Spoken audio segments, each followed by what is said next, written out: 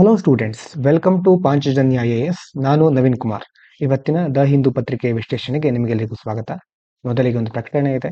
ಇದೇ ಬರುವ ಆಗಸ್ಟ್ 11ರಿಂದ ಪಾಂಚಜನ್ಯ ಐಎಎಸ್ನ ಹೊಸ ಬ್ಯಾಚ್ ಆರಂಭ ಆಗ್ತಾ ಇದೆ. ಆಸಕ್ತಿ ಇರುವ ವಿದ್ಯಾರ್ಥಿಗಳು ಸ್ಕ್ರೀನ್ ಮೇಲೆ ಕಾಣಿಸ್ತಾ ಇರುವ ನಂಬರನ್ನು ಅಥವಾ ಡಿಸ್ಕ್ರಿಪ್ಷನಲ್ಲಿ ಕೊಟ್ಟ ನಂಬರನ್ನು ಕಾಂಟ್ಯಾಕ್ಟ್ ಮಾಡಿ ಹೆಚ್ಚಿನ ಮಾಹಿತಿಯನ್ನು ಪಡ್ಕೊಳ್ಬಹುದು. ಮೊದಲನೇ ವಿಷಯ, PM Modi spoke to Russian President Putin about the Ukraine conflict, upcoming India-Russia summit, and strengthening their special and privileged strategic partnership amid US tariff hikes on Indian oil imports from Russia. ಪ್ರಧಾನಮಂತ್ರಿ ನರೇಂದ್ರ ಮೋದಿಯವರು Russia ಅಧ್ಯಕ್ಷ Putin ಅವರ ಜೊತೆ ಮಾತುಕತೆ ನಡೆಸಿದ್ದಾರೆ. ಅದರಲ್ಲಿ ಮುಂದಿನ ದಿನಗಳಲ್ಲಿ ಬರ್ತಾ ಇರತಕ್ಕಂತಹ ಭಾರತ ಮತ್ತೆ ರಷ್ಯಾ ನಡುವಿನ ಶೃಂಗಸಭೆ ಮತ್ತೆ ಎರಡೂ ದೇಶಗಳ ನಡುವೆ ನೋಡಿ ಈ term special and privileged strategic partnership, ಇದರ ಬಗ್ಗೆ ಸಹ ವಿಚಾರ ಮಾಡಿದ್ದಾರೆ. ಅದೇ ರೀತಿ ಈ ಕಡೆ ಅಮೆರಿಕ ಹೇಗೆ ಸುಂಕಗಳನ್ನು ವಿಧಿಸ್ತಾ ಇದೆಯೋ ಆ ಸಂದರ್ಭದಲ್ಲಿ ಭಾರತ ರಷ್ಯಾ ಏನ್ ಮಾಡಬಹುದು ಅಂತ ಎಲ್ಲ ದೇಶಗಳು ಸಹ ಕೆಲವು ದೇಶಗಳು ನೋಡ್ತಾ ಇವೆ.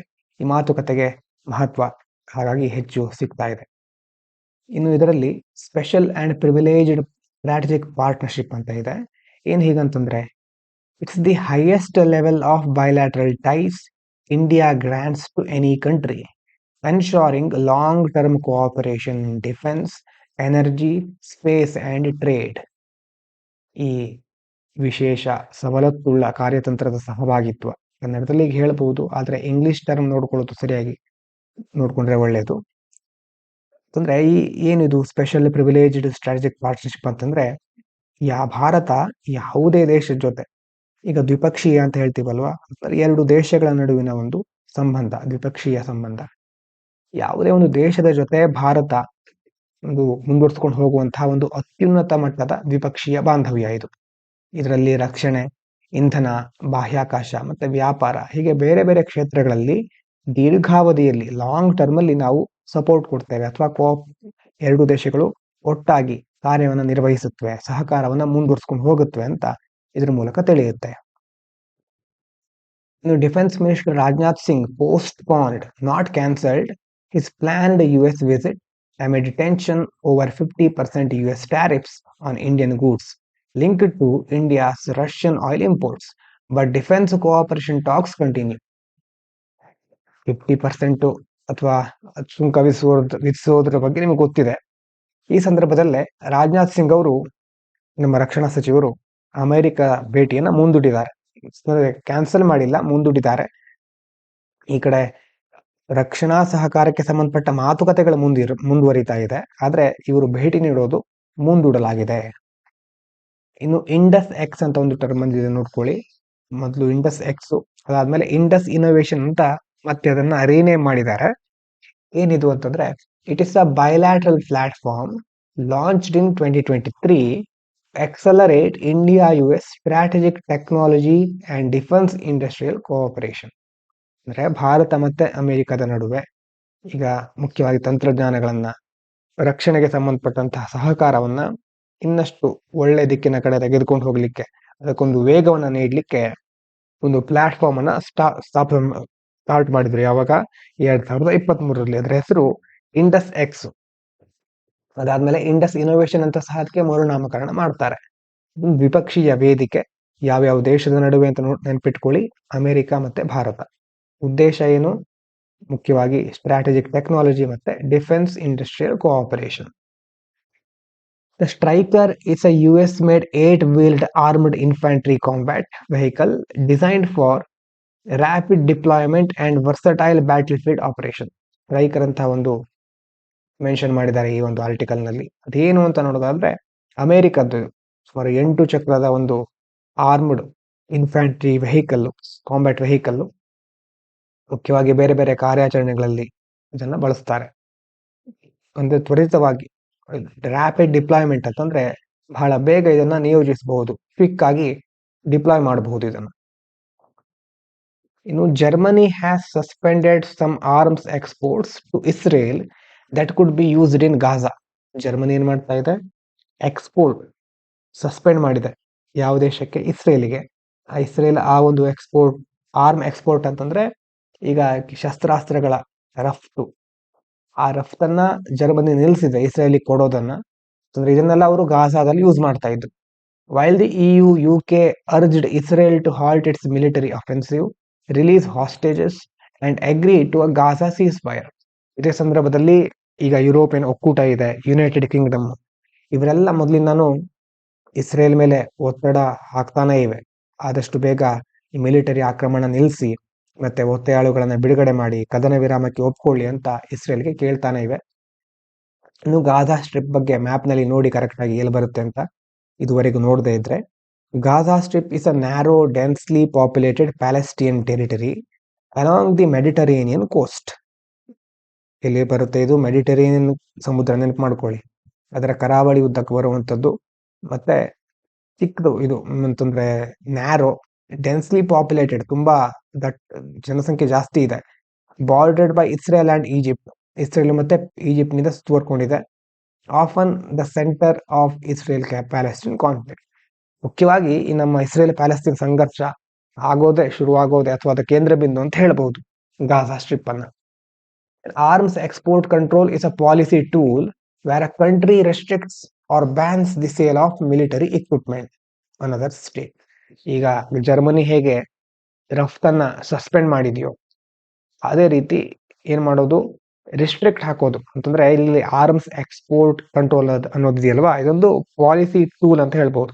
ಒಂದು ಕಂಟ್ರಿ ಇನ್ನೊಂದು ದೇಶಕ್ಕೆ ಕಳಿಸ್ತಾ ಇರ್ತಕ್ಕಂತಹ ಅಥವಾ ಎಕ್ಸ್ಪೋರ್ಟ್ ಮಾಡ್ತಾ ಇರ್ತಕ್ಕಂತಹ ಮಿಲಿಟರಿ ಇಕ್ವಿಪ್ಮೆಂಟ್ ಮೇಲೆ ರೆಸ್ಟ್ರಿಕ್ಷನ್ಸ್ ಹಾಕೋದು ಅಥವಾ ಅದನ್ನ ಬ್ಯಾನ್ ಮಾಡೋದು. Often to influence its actions or uphold humanitarian and foreign policy objectives. ಯಾಕೆ ಹೀಗೆ ಮಾಡ್ತಾರೆ ಅಂತಂದ್ರೆ, ಒಂದು ಇನ್ಫ್ಲುಯೆನ್ಸ್ ಮಾಡ್ಲಿಕ್ಕೆ, ಆ ದೇಶದ ಮೇಲೆ ಪ್ರಭಾವ ಬೀರಿ ಆ ದೇಶ ಬೇರೆ ಕ್ರಮಗಳನ್ನು ಕೈಗೊಳ್ಳಬೇಕು, ಅಥವಾ ಮಾನವೀಯ ಕಾರಣಗಳಿಗಾಗಿಯೂ ಸಹ ಇದನ್ನ ಮಾಡಬಹುದು.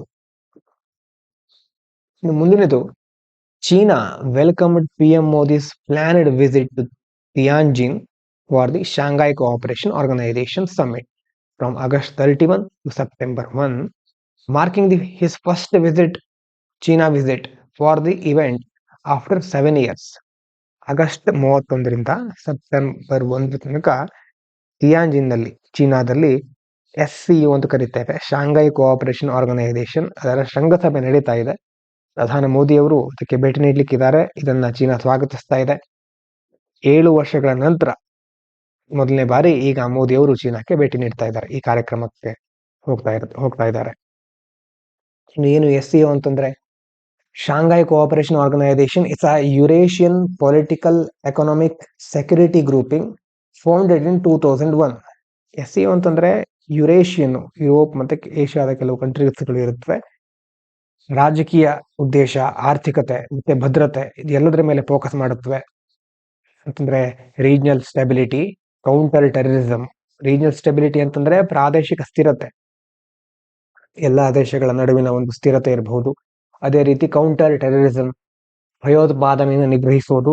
ಮತ್ತೆ ಎಕನಾಮಿಕ್ ಕೋಆಪರೇಷನ್, ಆರ್ಥಿಕ ಸಹಕಾರ, ಎಲ್ಲಾ ವಿಷಯಗಳ ಮೇಲೆ ಇವರು ಗಮನ ವಹಿಸ್ತಾರೆ. ಇನ್ನು Tianjin is a major port city in northern China. ಎಲ್ಲಿ ಬರುತ್ತೆ ಇದು? ಉತ್ತರ ಚೀನಾದಲ್ಲಿ ಬರುವಂತ ಪ್ರಮುಖವಾದ ಬಂದರು ನಗರ ಇದು. Known for its strategic economic importance, ಅಂತಂದ್ರೆ ಆರ್ಥಿಕವಾಗಿ ಬಹಳ ಮಹತ್ವವನ್ನು ಪಡ್ಕೊಂಡಿದೆ ಈ city. And role in hosting high level diplomatic and multilateral events.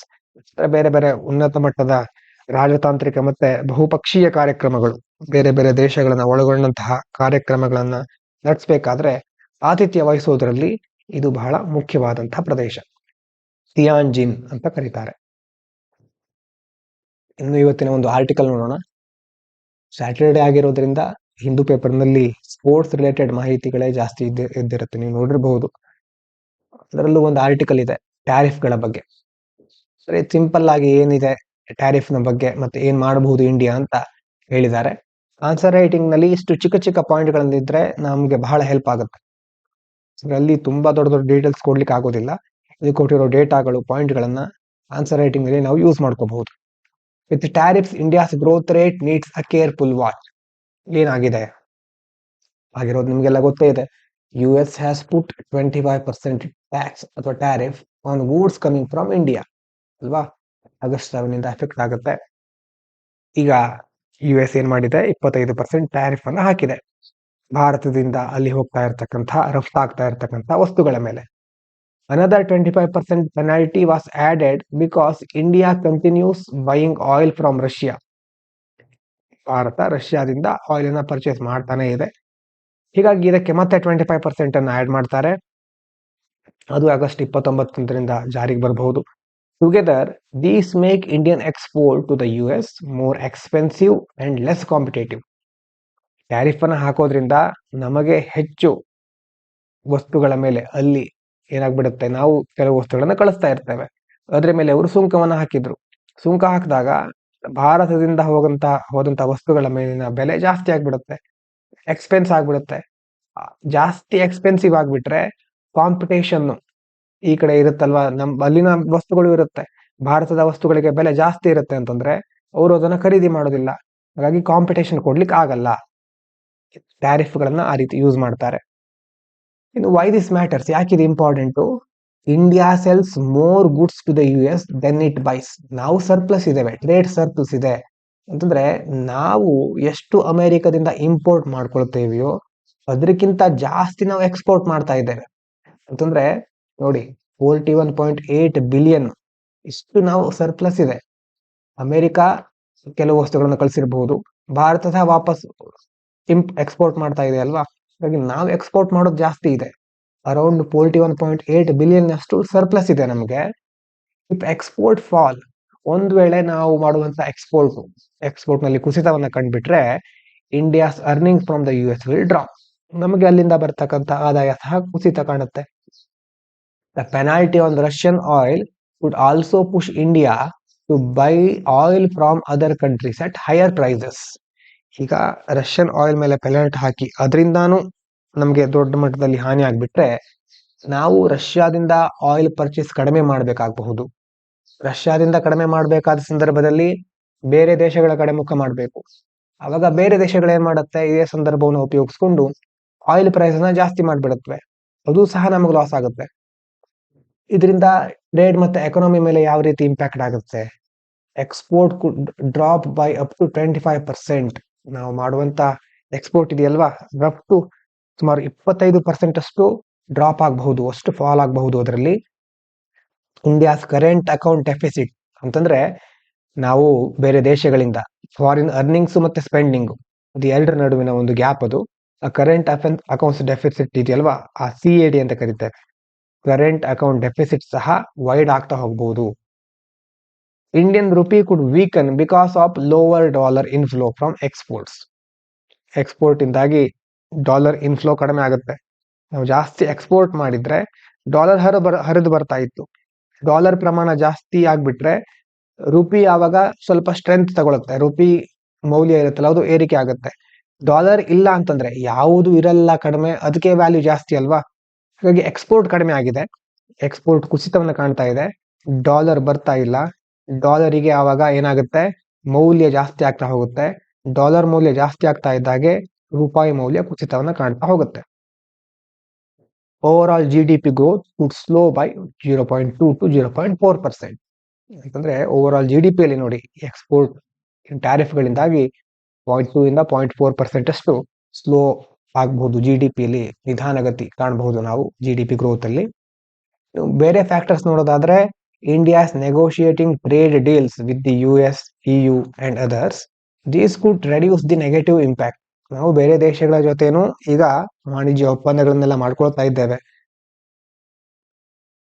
ಆದ್ರೆ ಕೆಲವೊಂದ್ ಸಾರಿ ಏನಾಗ್ಬಿಡುತ್ತೆ, ಈ ಒಂದು ಟ್ರೇಡ್ ಟಾಕ್ಸ್ಗಳು ಸ್ವಲ್ಪ ಹಿನ್ನಡೆಯನ್ನ ಕಾಣುತ್ತವೆ. ಈಗ US ಜೊತೆ ಮಾಡ್ಕೊಳ್ತಾ ಇದ್ದೇವೆ, ಆದ್ರೆ ಟ್ಯಾರಿಫ್ಗಳಿಂದಾಗಿ ಸ್ವಲ್ಪ ಇದರಲ್ಲಿ ಹಿನ್ನಡೆ ಕಾಣ್ತಾ ಇದ್ದೇವೆ. EU ಜೊತೆ ಸಹ ಮುಂದಾಗ್ತಾ ಇದ್ದೇವೆ. ಇದರಿಂದಾಗಿ ನೆಗೆಟಿವ್ ಇಂಪ್ಯಾಕ್ಟ್ ಕಡಿಮೆ ಆಗಬಹುದು.